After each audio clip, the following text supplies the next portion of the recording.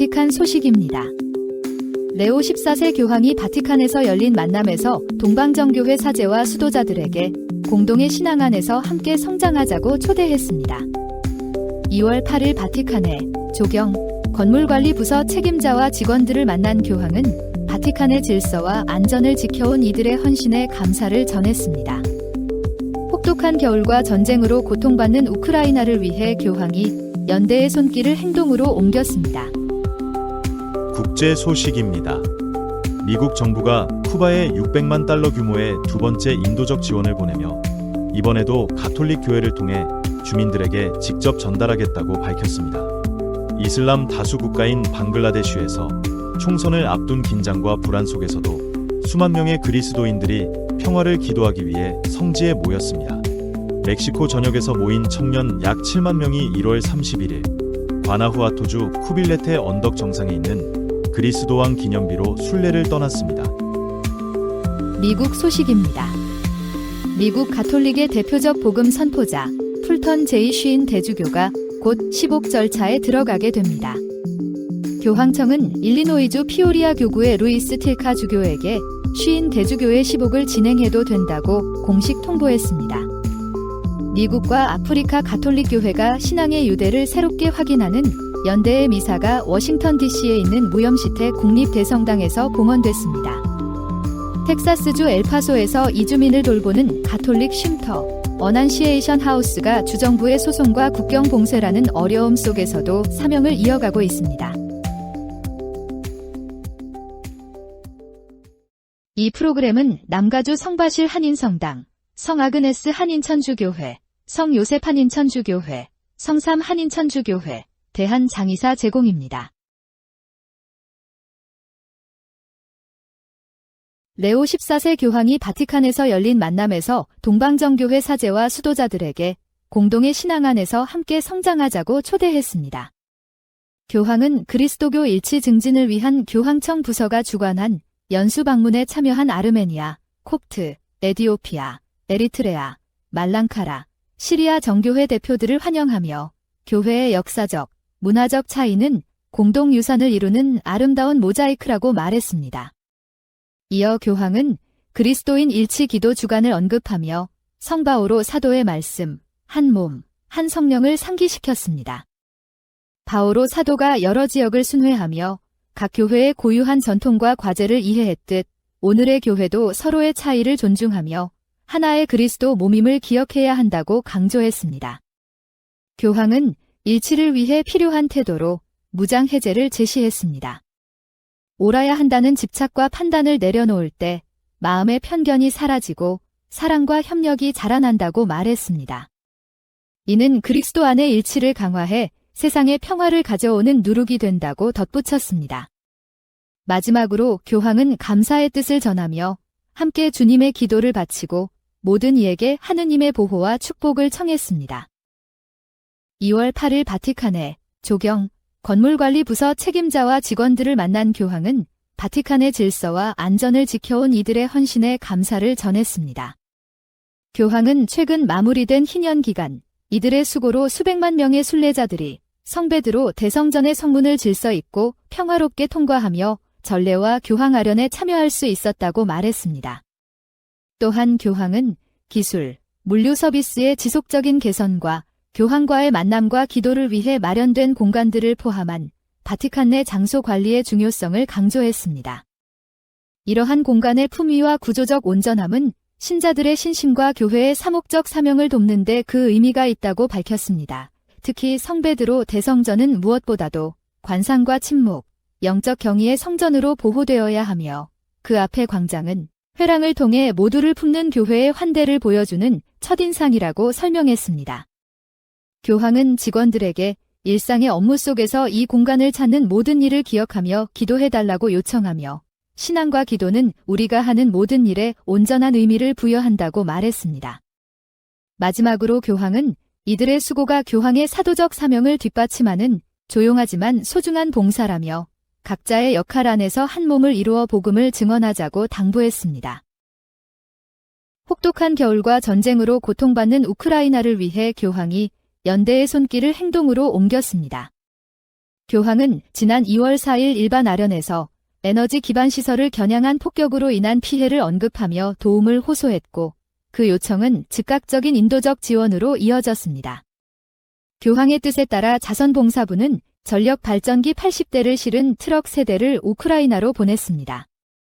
밤 기온이 영하 15도까지 떨어지는 혹한 속에서 발전기는 난방 쉼터의 전력 공급을 도와 따뜻한 식사를 제공하는 데 쓰이고 있습니다. 구호 차량은 로마의 성소피아 대성당에서 출발해 최근 공격 피해가 컸던 파스티우와 키이우에 도착했습니다. 전쟁은 오데사와 하르키우에서도 계속돼 어린이 사망 소식까지 전해졌습니다. 교황청은 이런 폭력의 현실 속에서 작은 연대의 행위 하나하나가 큰 위로가 된다고 전했습니다. 이번 지원에는 항생제와 소염제, 영양제, 수면을 돕는 멜라토닌 등 수천 점의 의약품도 포함됐습니다. 자선봉사부 장관 콜라드 크라예프스키 추기경은 추가 구호 트럭 준비 소식을 알리며 제약 네트워크와 기업, 그리고 선의를 베푼 모든 이들에게 교황을 대신해 감사를 전했습니다. 미국 정부가 쿠바에 600만 달러 규모의 두 번째 인도적 지원을 보내며 이번에도 가톨릭 교회를 통해 주민들에게 직접 전달하겠다고 밝혔습니다. 미 국무부는 지난 2월 5일 앞서 300만 달러 규모의 1차 지원이 교회를 통한 배분으로 성공적으로 이뤄졌다고 평가하며 이번 결정을 설명했습니다. 지원 물자는 마이애미에서 사전 포장된 상태로 운송돼 쿠바 현지 본당 대표들이 배분합니다. 국무부는 이 방식이 지원이 정권에 의해 간섭되거나 전용되는 것을 막는데 매우 효과적이라고 강조했습니다. 국무장관 마르코 루비오는 정권의 개입 시 책임을 묻겠다고 경고했습니다. 이에 대해 쿠바 외교부는 제재를 유지하면서 식량을 제공하는 것은 위선이라고 반발했습니다. 그러나 카리타스 쿠바는 이번 지원이 교회를 통해 공정하게 배분될 것이라고 밝혔고 미국 가톨릭 주교회의와 가톨릭 구호기구가 협력하고 있다고 전했습니다. 이번 조치는 국제 인도적 지원이 국가 통제를 거치지 않고 교회를 통해 직접 전달되는 전례 없는 사례로 평가됩니다. 현지 인권단체들은 정치적 조건 없이 고통받는 이들에게 연대가 도달했다고 의미를 부여했습니다. 이슬람 다수 국가인 방글라데시에서 총선을 앞둔 긴장과 불안 속에서도 수만 명의 그리스도인들이 평화를 기도하기 위해 성지에 모였습니다. 2월 6일 방글라데시 다카 대교구 관할 가주푸르 지역 판조라 마을의 성 니콜라오 톨렌티노 성당, 이른바 성 안토니오 성지에는 약 4만 명의 순례자가 운집했습니다. 오는 2월 12일 총선을 앞두고 소수 종교에 대한 폭력 우려가 커진 가운데 현장에는 대규모 경찰 병력이 배치되고 CCTV가 가동되는 등 삼엄한 경계가 이어졌습니다. 최근 다카 대성당과 가톨릭 학교에서 폭발 사건이 발생했고 가톨릭 기관을 겨냥한 위협 서한까지 나오면서 불안은 더욱 증폭됐습니다. 그럼에도 순례자들은 두려움 속에서도 신앙을 선택했다고 말합니다. 한 참가자는 가족과 함께 참석하며 신앙 행위 중 어떤 일이 일어나더라도 하느님께 맡기겠다고 전했습니다. 이날 미사에서 다카 보좌주교 수브로토 보니파스 고메스는 성 안토니오의 모범을 언급하며 신자들이 은총을 청하는 데서 그치지 않고 일상에서 그리스도의 삶을 실천해야 한다고 강조했습니다. 방글라데시에서 그리스도인은 전체 인구의 1%도 되지 않지만 매년 성 안토니오 순례에는 그리스도인뿐 아니라 힌두교, 이슬람교, 불교 신자들도 함께 참여합니다. 종교 간 화합의 상징으로 이어져 온 이 순례는 불안한 시국 속에서도 평화를 향한 공동의 기도를 이어가고 있습니다. 멕시코 전역에서 모인 청년 약 7만 명이 1월 31일 과나후아토주 쿠빌레테 언덕 정상에 있는 그리스도왕 기념비로 순례를 떠났습니다.